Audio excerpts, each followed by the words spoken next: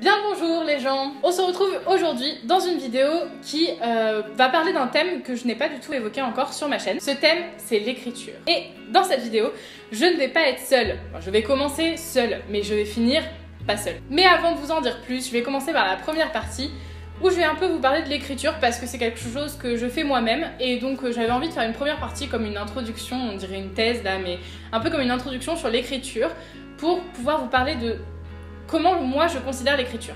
La première définition que je peux donner de l'écriture, c'est soit un stylo, une feuille, soit un traitement de texte, et c'est poser des mots sur un papier ou sur un ordinateur. Mais pas que. Écrire, c'est un état d'esprit, c'est une sorte de ressenti et c'est quelque chose de beaucoup plus profond qu'une simple rédaction de collège. Attention, je voudrais enlever toute idée reçue sur l'écriture, il n'y a pas besoin d'être super fort en orthographe ou super fort en syntaxe pour écrire. En fait, écrire, c'est une façon de un peu sortir ses tripes et de les exprimer à travers la fiction ou à travers le réalisme et d'en fait mettre des mots sur ce qu'on a au plus profond de nous. Certains arrivent à trouver le refuge dans la musique, dans les films, dans les séries, et bien pour d'autres, c'est tout simplement l'écriture ou la lecture. L'écriture, c'est aussi parfois se confier en silence quand on n'a pas envie de se confier à un ami ou à une personne extérieure ou à quelqu'un qu'on connaît, et bien on peut se confier sur une feuille ou sur un ordinateur. En fait, c'est juste mettre en mots des choses qu'on a dans notre tête et dans notre cœur, parfois aussi beaucoup.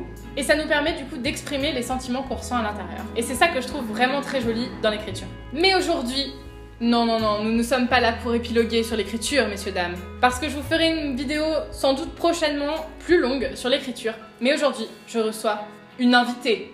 Oui, une invitée, la première invitée sur ma chaîne. Je suis très honorée. Aujourd'hui, on filme son dévoilement au monde. J'aime bien ce mot. Elle a plus de 12 000 abonnés sur Wattpad, environ 6 histoires à son actif et un avatar avec un chat. Et aujourd'hui, devant vos yeux ébahis, elle se dévoile enfin. Avant de vous en dire plus, place à la suite. Ouais, bon là, c'est pas très représentatif, mais voici Birdie Lee. Elle a 21 ans et elle a 2 ans et demi. Sur Wattpad. Alors vous allez voir son visage, certes, mais elle ne révélera pas son nom et pas beaucoup d'informations sur elle-même.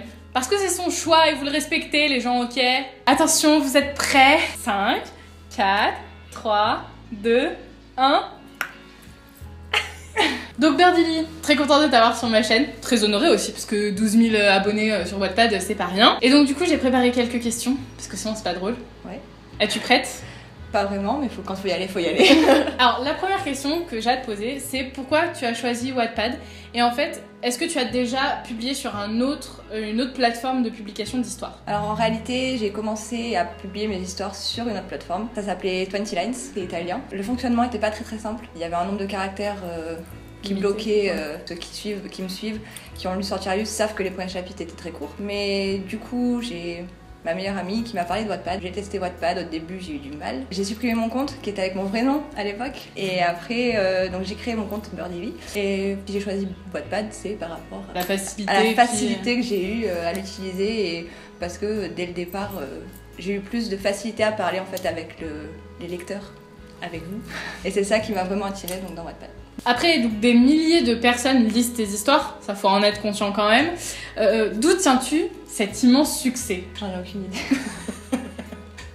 Non, c'est vrai, genre, il y a des gens qui viennent me voir sur Wattpad et qui me demandent comment on fait pour avoir autant de lecteurs. J'en ai aucune idée parce que moi je pense que c'est surtout que je suis arrivée sur Wattpad au bon moment. C'était pas encore super connu, il n'y avait pas encore autant d'histoires que maintenant et ça aide forcément. Quand les gens cherchent une histoire, ils tombent plus facilement sur la nôtre. Je pense qu'en fait c'est surtout une question de bon moment et que maintenant, comme c'est quelque chose de populaire, il y a plus de gens, plus d'informations, c'est un peu noyé dans la masse. C'est selon toi plus difficile à l'heure actuelle d'avoir de se faire remarquer. Un peu comme sur YouTube. Hein. Oui, certes. Je pense que si j'ai quelque chose un conseil pour les gens qui écrivent sur Wattpad, écrivez pour vous, pas pour la lecture en fait. Vous aurez jamais le nombre de vues tout de suite et c'est pas le but recherché à la base. C'est pas le but, comme sur YouTube. Voilà, comme partout en fait. Faut toujours faire des choses pour vous. J'allais dire, faut faire les choses par passion. Alors l'autre question, c'est depuis quel âge tu écris et quelle a été la première chose que tu as écrite? C'est loin, hein? C'est loin. En vrai, l'anecdote est assez marrante parce que depuis tout petit avec mon frère, on écrit des histoires.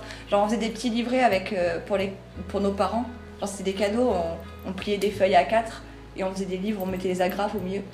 On faisait des dessins, on écrivait genre il va au marché ou un truc dans le genre. J'ai écrit ma vraie histoire toute seule à cause Alors à l'époque, je regardais Plus belle la vie, Ouais. c'était tout début, et ceux qui regardaient Plus belle la vie connaissent le personnage de Blanche, qui était romancière. Et je me suis dit, ah, c'est trop cool son métier, je vais faire la même chose. D'accord. Et j'ai écrit l'histoire de Gabin le lapin. C'est mignon. Voilà.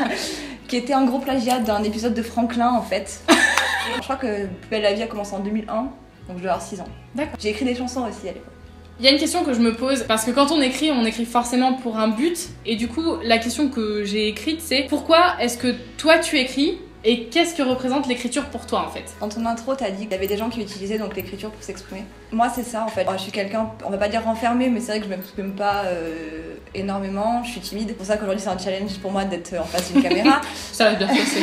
Et c'est aussi pour ça que je voulais pas me montrer avant. En écrivant de la fiction, on exprime ce qu'on ressent, mais pas en émettant vraiment exactement les mots en fait. Je souffre de la solitude. Et ben, on va créer un personnage par exemple qui a 30 millions d'amis.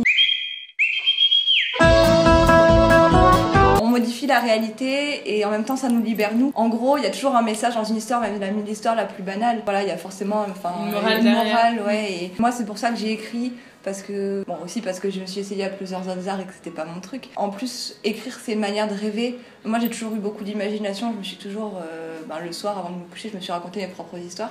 D'ailleurs, ça vient aussi un peu de là si j'écris, parce que ma mémé m'avait dit une fois, j'arrivais pas à dormir. Je voulais pas me raconter une histoire, elle m'a dit, bah raconte-la toi toute seule. En fait, c'est pour ça que j'écris, voilà, pour m'évader, parce que voilà, la réalité est assez ennuyeuse. C'est sûr que tous les jours, des courses de voiture, comme un de mes personnages, ou faire des tours de magie, ou rencontrer un loup-garou, quoi. C'est vrai que c'est pas un truc. C'est pas commun. Hein. Voilà. Et alors, dernière question avant le petit quiz un peu spécial que j'ai préparé. J'ai peur du quiz. Mais non, tu me connais. Est-ce que tu préfères t'inspirer de la réalité pour les personnages, pour les lieux, ou alors inventer totalement les éléments de ton histoire? M'inspirer de la... Enfin, ça dépend pour certaines parties. En général, je m'inspire d'une partie de la réalité. Et je la remanie. Sortiarius, je parle beaucoup de la campagne et par exemple l'histoire se passe dans l'Auvergne-Puy-de-Dôme, donc la région où le village de Sortiarius n'existe pas. Concrètement, c'est un mélange de choses que j'ai pu voir dans des films. Mais ça s'inspire un peu aussi du fonctionnement de mon village, de ce qu'on voit dans mon village. La ville de base, Clermont, c'est la vraie ville. Voilà, la fac de Soléa, c'est ma fac, c'est celle où je vais. Par exemple, pour Ascendant, si mon entourage le lisait, je pense que beaucoup de gens se reconnaîtraient dedans. J'ai dit récemment à deux copines de fac, Juliette et Alexia, qu'elles m'avaient inspirée pour des personnages secondaires. Les personnages masculins sont assez inspirés de garçons que je connais. Et pas forcément un compliment parce que enfin, je les adore ces garçons, mais voilà, ils ont ce côté aussi un peu, je joue avec les filles et un peu concon, je suis le meilleur, j'aime me battre. Et c'est vrai que je m'inspire, enfin en fait, je prends un point réel. Tu le déformes. Voilà, je le déforme, je le mets un peu, voilà, façon roman, quoi, pour... Parce que dans le sens, c'est ce qui fait un peu qu'on arrive à se plonger dans une histoire. Si c'est pris du réel, on voit plus, enfin, on sent que c'est possible que ça puisse arriver. Alors c'est plus plausible que... Voilà. Si c'est un truc monté de toutes pièces, je sais pas moi, un gros ver de terre, tu sais. Oui, voilà. Que ça n'existe pas. Voilà. Les gros vers de terre. Donc sur ce, j'attends le personnage qui sera inspiré de moi. Voilà, merci. Alors on va arrêter les questions chiantes, parce que ça va bien un moment. T'as qu'à dire que ce que je dis, c'est pas intéressant. Donc je vais te poser des questions avec deux choix. Il va falloir que tu choisisses du tac au tac le choix que tu préfères en fait dans ces deux. Du tac au tac et tu parles à la fille qui a le plus d'hésitation dans sa vie, c'est bien. Et bah oui, mais c'est comme ça un peu de tact dans la vie. Alors la première, c'est crayon à papier ou stylo plume. Crayon papier. Deuxième question, manger ou voyager? Manger en voyageant. Ah ouais. Manger ou voyager? Ouais, il faut que tu choisisses. Voyager parce que manger, ça fait pas du bien à mon corps. Certes. Voyager, ça fait du bien au corps et à l'esprit. Tout à fait. Alors, troisième question. Sortiarius ou Ascendant? Sortiarius parce que c'est ma première histoire. Ensuite, Snapchat ou Instagram? Instagram. J'ai tendance à oublier que j'ai Snapchat. Donc, j'ai dit aux gens que je m'inscrivais sur Snapchat pour leur parler. Et sauf que j'oublie en fait de snapper et comme je montrais pas ma tête, il y avait pas trop d'intérêt quoi.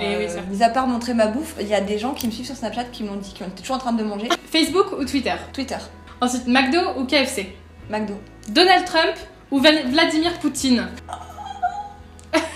La peste ou le choléra? Vladimir Poutine. Jean ou jupe? Jean. Ed Sheeran ou Loïc Noté? Il faut faire un choix, Birdie Lee. Ed Sheeran il est roux donc déjà il a un point fort. Mais je veux dire, Loïc Noté il a plus mon âge donc ça c'est pas possible. Après, Ed Sheeran je l'aime depuis plus longtemps.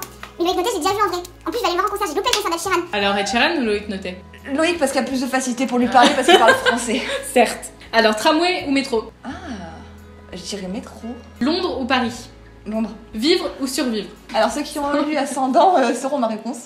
Parce qu'il y a un... Alors mettez dans les commentaires la réponse. Voilà, Ouais. à cette Il y a question. un petit discours de Simon, si certains s'en souviennent. Voilà, on va voir les vrais lecteurs de Birdie Lee. Donc en commentaire, vous mettez ce qu'elle choisira entre vivre ou survivre. Allez, à vous de jouer. Noël ou Halloween?